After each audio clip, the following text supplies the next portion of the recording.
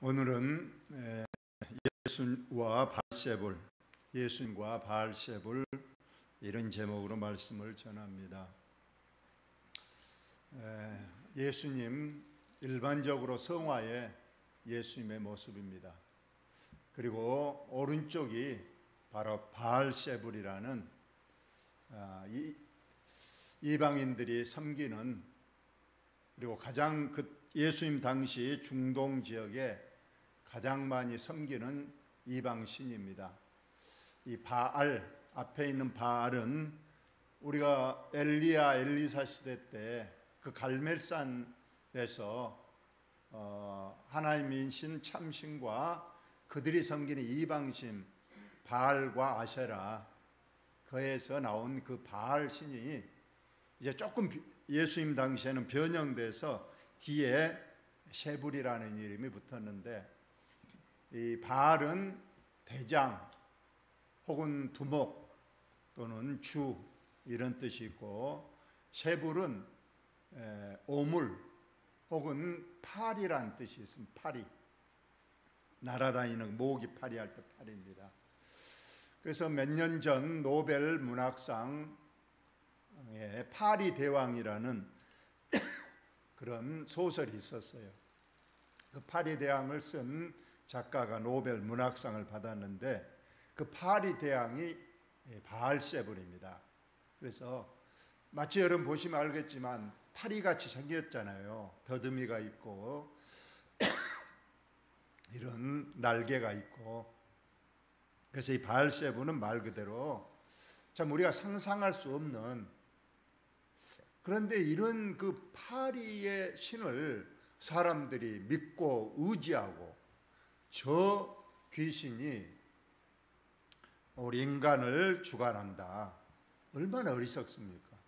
근데 오늘 예수님께서는 이 바알세불이라는 귀신이 예수님께 둘러붙어서 병을 고치신다는 그런 오해와 소문 때문에 일어난 일을 오늘 본문에 기록하고 있습니다. 집에 들어가시니 했습니다. 어느 날 예수님께서 한 집에 들어가셨어요. 이 장소는 가버나움일 것이고, 예수님이 가버나움에 있는 집은 거의 대부분 베드로의 집입니다. 그래서 이 베드로의 집에 어느 날 들어가셨습니다. 근데 그 집에 많은 사람들이 모여들었다고 그랬어요.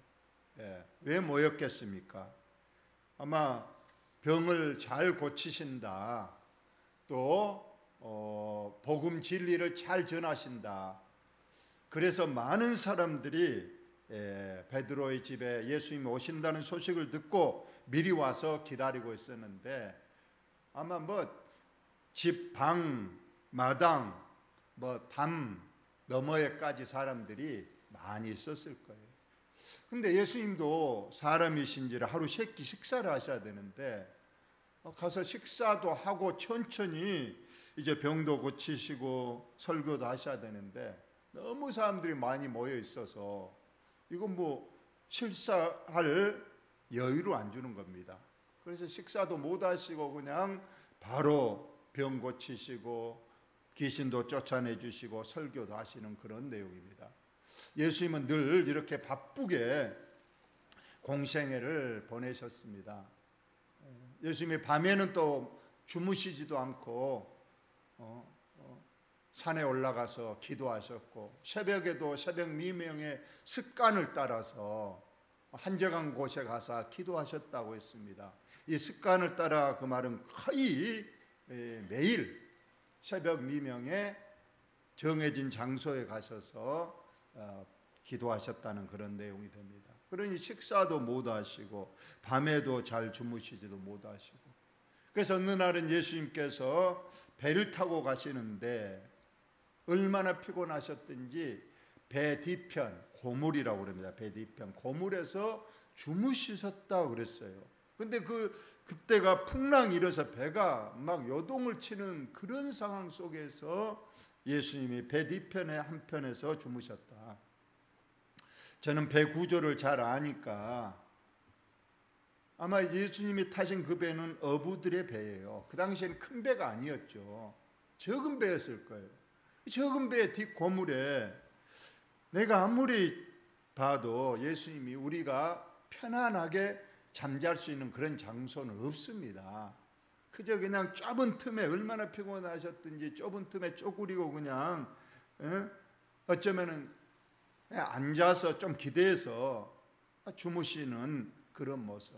근데 풍랑이 일어서 막 배가 이렇게 해도 얼마나 피곤하셨든지 깨지도 않고 계속 주무시겠다 하는 것은 오늘도 보시니까 식사할 겨를도 없었고 밤에도 충분히 주무시지도 못하시고 이처럼 병자를 고치시고 복음을 전하시는 예수님의 모습을 말하고 있습니다. 근데 또 여기서 갑자기 예수의 친족들이 듣고 그를 붙들러 나오니 이는 그가 미쳤다 하미러라. 예수의 친척들이 이 집에 나타났어요. 이 예수님의 친척들은 어디 산 사람이냐? 예수님의 고향 갈릴리입니다. 갈릴리에서 여기 가버나움까지는 상당히 그래도 거리가 있습니다. 한 80리 정도 되니까. 그래요. 그런데 예수님을 지금 붙들러 왔다고 그랬어요. 예수님이 미쳤다 해서 예수님을 붙들러 왔다. 이 붙들다는 그 원어적으로 보면 예수님을 결박해 가지고 강제로 끌고 가서 갈릴리 자기 집에 가두어 두려고 하셨다. 이런 뜻을 가지고 있어요. 왜 예수님의 친척들이 예수님을 지금 잡으러 오셨는가? 거기 나와 있잖아요. 예수님이 미쳤다 해서. 여러분 그 당시 예수님의 소문은 두 가지가 있었을 거예요. 좋은 소문. 예수님께서 병자를 고치시고 많은 사람들에게 복음도 전하시고 가난한 이들에게 오병이어의 기적으로 배불리 먹여주시고 문제도 해결해 주시는 그런 좋으신 분으로 이렇게 소문이 난 반면에 또 반대 한편은 나쁜 소문. 예수님이 오늘 본문처럼 미쳤다, 정신이 이상이 생겼다, 이런 소문을 두 가지가 나가는 거예요. 그런데 소문이라는 건 항상 그렇습니다. 나쁜 소문이 좋은 소문을 먹어버리는 거예요. 그러니까 좋은 소문이 싹 없어져 버리고 예수님이 미쳤다, 정신이 온전하지 못하다, 이 소문을 듣고 친척들이 가만히 있지 않고 이를 가만둬서는 안 되겠다. 예수님을 가서 억지로 붙잡아다가 가둬라도 둬야지 이거 우리 친척, 우리 가문에 얼마나 안 좋은 소문이 들리는가. 그래서 예수님 지금 잡으러 왔다는 거예요. 참 예수님 이런 좋은 일하고도 우리가 이처럼 억울한 누명을 쓸 때가 얼마나 많습니까? 그러나 성경에 우리 예수님은 한 번도 그에 대해 개의치 않았어요. 그뿐만이 아니었습니다. 예수님은 또 미쳤다는 그 보니까 바울도 얼마나 예수님에 사로잡혔든지 바울이 같이 변명하게 베스도가 크게 소리내어 이르되 바울아 너가 미쳤도다. 너 많은 학문이 너를 미치게 한다니. 바울이 이제 로마로 압송되기 직전 가이사라에서 그 베스도 총독과 아그리빠 왕 앞에서 재판을 받습니다. 근데 사도 바울은 재판에서 자기의 억울함과 자기의 무죄를 변명해야 되는데 그것보다는 지금 아그리빠 왕과 베스도 총독 앞에서 말할 수 있는 좋은 기회니까 이때 그냥 예수란 분, 그분이 복음이고 그분이 진리시고 그분이 영생의 문이다 하면서 예수에 대한 진리를 전하니까 보다 못한 베스도가 너의 유죄 무죄를 변명하지 않고 어찌 예수란 그 사람에 대해서 말하느냐. 너가 미쳐버렸다. 알기로 너가 당대 최고의 학문을 공부를 너무 많이 해서 머리가 돌아버렸다. 이렇게 말하는 부분도 있습니다. 오늘 예수님도 그렇다는 거예요. 지금 좋은 일하고도 지금 귀신을 쫓아내고 그런 일 하니까 사람들이 지금 귀신이 들렸다 혹은 정신이 제정신이 아니다 하고 말을 한 겁니다. 예루살렘에서 내려온 서기관들 또 다른 면이 또 나옵니다. 예루살렘에서 내려온 서기관들. 여기서 여러분 서기관이라는 것은 당대의 성경 박사들입니다. 그리고 신분적으로는 인텔이죠. 이 사람들이 그러니까 성경 박사들입니다. 그래서 성경을 그냥 달달달 외우는 거예요. 모세오경도 달달 외우고 선지서도 다 알고. 그런데 이 성경 지식은 잘 알면서 하나님을 섬기는 믿음은 이들은 전혀 별개예요. 교회도 그렇습니다. 가장 교회에서 위험한 성도가 누구냐? 성경은 잘 알면서도 교회에서 겸손하지 못하고 순종하지 못하고 자꾸 자기의 성경 지식을 내세워서 자기 주장이 옳고 남을 비판하고 이런 사람들이 교회에서 위험한 거예요. 이 서기관들이 그렇다는 거예요. 예루살렘에서 서기관들을 파송했습니다. 가서 예수라는 사람을 어떤가 알아보고 그 사람을 빨리 조치를 하자. 그래서 지금 이 서기관들은 예수의 흠을 잡으려고 온 사람들입니다. 그들은 예수님이 귀신을 쫓아내고 하니까, 기적을 행하니까 그가 바알세불이 집혔다 하며 또 귀신의 왕을 힘입어 귀신을 쫓아낸다. 여러분, 귀신을 쫓아낼 수 있는 능력은 아마 두 가지일 겁니다. 그 당시에 하나님의 능력으로 귀신을 쫓아내는 방법이 있을 것이고, 하나는 또 사탄도 영물이기 때문에 사탄의 능력으로 귀신을 쫓아낼 수도 있는데, 아까 바알세불이 바로 사탄입니다. 그러니까 이 서기관은 절대로 하나님의 능력으로 귀신을 쫓아낸다고 믿지 않는 거예요. 왜냐하면 예수님이 하나님의 능력으로 귀신을 쫓아낸다 그러면 예수님을 따라야 되고 예수님이 전하는 복음을 믿어야 되는데 전혀 그럴 의도가 없잖아요. 그러니까 하나님의 능력이 아니고 이 사람은 분명히 바알세불, 마귀 사탄의 능력을 힘입어서 귀신을 쫓아낸다. 이렇게 지금 말하는.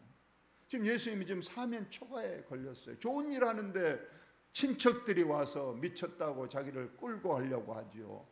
예루살렘에 지체 높으신 서기관들이 와서 자기를 많은 사람 앞에서 당신 귀신 쫓아내는 것은 하나님의 능력이 아니고 마귀 사탄 바알세불의 능력을 힘입어서 귀신을 쫓아낸다고 하니 얼마나 억울합니까?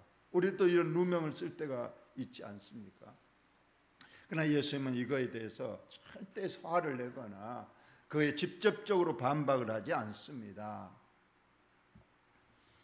예수께서는 그들을 불러다가 비유로 말씀하셨습니다. 비유로 그들에게 알아듣기 쉽게 말합니다. 사탄이 어찌 사탄을 쫓아낼 수 있겠느냐? 여러분, 귀신의 왕이 사탄이고 사탄이 바알세불인데 바알세불이 예수님을 이용해서 자기의 부하를 내쫓는다? 이것은 말이 안 되는 소리잖아요. 만일 나라가 스스로 분쟁하면 그 나라가 살 수 없고 그러잖아요. 나라가 튼튼하려면 자기 나라 사람들끼리 뭉쳐야 되는데 다른 나라 사람을 이용해서 자기 백성들을 쫓아낸다? 집도 그래요. 집이 온 가정이 하나로 뭉쳐야 평안한데 다른 사람을 불러다가 자기 집을 분쟁하게 한다. 쉽게 말하면 제가 전도를 많이 해서 교회가 부흥이 됐어요. 부흥대 오늘 좋습니까? 그런데 내가 이 지역의 깡패들을 불러다가 주일날 교회 못하게 쫓아낸다. 이건 말이 안 되는 거예요. 귀신이 왜 귀신을 쫓아냅니까? 오히려 귀신을 자기들끼리 결합을 하고 통합을 하고 합해야 귀신들도 살고 자기 귀신들의 왕국도 번성할 것인데 왜 귀신의 왕이 나를, 예수님을 이용해서 자기 부하들을 내쫓는다? 이건 말이 안 된다. 그러니까 서기관들도 자기가 말해놓고 예수님의 설명을 들으니까 자기 말이 우스운 거예요. 귀신이 들렸으면 오히려 귀신을 쫓아낸 것이 더 많은 귀신을 불러들여야 되는데 귀신을 쫓아낸다고 하니까 말이 안 된다. 예수님은 그렇게 설명을 하신 겁니다. 만일 사탄이 자기를 거슬려 일어나 분쟁하면 설 수 없고 망하느니라. 맞는 말이죠.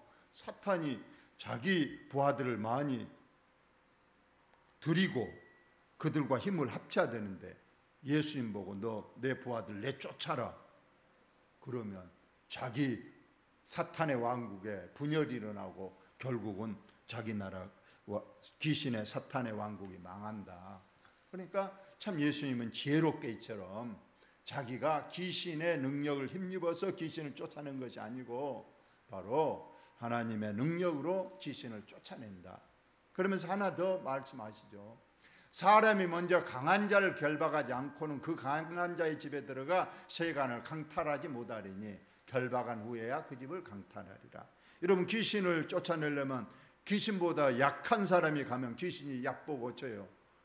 내가 왜 나가? 너 나가 그럴 거예요. 그런 일이 많이 있었어요. 옛날에 귀신 들린 사람을 목사님 와서 고친다고 섣불리 덤볐다가 오히려 그 귀신 있는 사람이 목사님을 막 때리고 목사님을 발로 차고 그냥 쫓아내본 경우가 있었다는 거예요. 그런데 신령한 목사님들, 기도 많이 한 목사님 가서 그냥 나사렛 예수의 이름으로 물러가라 그러면 정말로 그냥 그 귀신 들린 사람이 발악을 하고 괴로워하고 못 나간다 했다가 결국은 나가면 나가는 거예요. 여기에서도 예수님이 말씀하셨어요. 귀신을 쫓아내려면 귀신보다 능력이 더 있어야 그 귀신을 쫓아내는 거지. 귀신보다 능력이 적으면 어찌 쫓아내겠느냐. 그러므로 귀신을 쫓아낸 나 예수 그리스도는 귀신보다 낫다고요, 높다고요? 당연히 강하고 높아야 귀신을 쫓아낸다. 이것을 예수님께서 말씀을 하신 내용입니다. 그것은 현실이고, 그러니까 서기관들도 꼼짝없이 아무 말도 못하게 되는 겁니다. 내가 진실로 너희에게 이르노니 사람의 모든 죄와 모든 모독하는 일은 사하심을 얻되 누구든지 성령을 모독하는 자는 영원히 사하심을 얻지 못하고 영원한 죄가 되느니라 하시니 이는 그들이 말하기를 더러운 귀신이 들렸다 함이로라. 저도 어렸을 때 상당히 고민하고 상당히 이 성령 해방죄에 대해서 상당히 의아심을 품었던 적이 있어요. 어떤 죄든지 예수님의 이름으로 죄를 자복하면 다 용서받습니다. 사람을 죽여도 또 많은 사람을 어렵게 해도 무슨 죄를 짓든지 설령 교회를 박해하고 성도들을 사도 바울처럼 잡아다가 죽이거나 감옥에 갇히는 일도 어떤 죄든지 다 사함받잖아요. 우리가 지존파들이 그 사람을 죽이고 불에 구워서 인육을 먹고 그랬어도 그들이 교도소 안에서 복음을 받아들이고 하나님 앞에 눈물로 회개하니까 그들이 다 용서받고 죽을 때는 정말로 천사의 얼굴과 같이 찬송하며 주님 나라로 갔다 갑니다. 다 용서받을 수 있죠. 근데 딱 하나의 죄는 성경에서 절대 용서를 못 받고 회개 못하고 결국 지옥에 가는 죄, 이게 성령 해방죄라는 것이 성경에 나오고 있다는. 그래서 저도 이거 성령 해방죄 지으면 이제 이건 바로 어떤 경우도 회개 안 되고 지옥 가니까 이게 뭔 죄냐. 목사님한테 물어봐도 이렇게 속 시원히 성령 해방죄가 뭐다 그렇게 말씀해 주지 않고, 또 우리가 신학교 가서도 이 성령 해방죄에 대해서 딱 부러지게 이렇게 이것이다 이렇게 말하지 않습니다. 그래서 우리는 성령 해방죄는 말 그대로 성령이 하는 일을 막거나 방해하는데 그걸 한두 번이 아니고 계속 반복적으로 일생 동안 하는 것, 이걸 일반적으로 성령 회방죄, 성령 모독죄다 이렇게 말합니다. 그러면 성령님이 하시는 일이 무엇이냐? 크게 두 가지로 볼 수 있습니다. 첫째는 우리가 예수님을 믿게 하는 일, 그것은 성령님께서 우리의 마음에 감동 감화를 주어야 우리가 하나님 주님께로 나올 수 있고 주님의 복음을 받아들일 수 있고, 2000년의 갈보리에서 돌아가신 예수 그리스도가 왜 죽었느냐? 세상 사람들이야 좋은 일 하다가 억울하게 누명 쓰고 로마 반역죄로 사형수가 되어서 죽었다, 뭐 그 정도로 알지만 우리는 절대 아니라는 거야. 예수님이 왜 2000년 전에 십자가에 돌아가셨느냐? 내 죄 때문에 나의 죄를 씻고 나를 천국에 데려가시기 위해서 2000년 전에 예수님이 이 땅에 오셨고 그분이 십자가에서 피 흘려 돌아가셨다. 이것은 세상 사람들은 아무리 말해줘도 못 믿는 거예요. 그러나 우리는 믿어집니다. 왜 믿어지냐? 바로 그것이 성령님의 하시는 일, 내 마음에 감동을 주고 내 마음에 깨달음을 주고 내 마음에 믿음과 은혜를 더하시니 그게 지금 믿어지는 거예요. 안 믿어지면 저와 여러분이 여기에 있을 수가 없잖아요.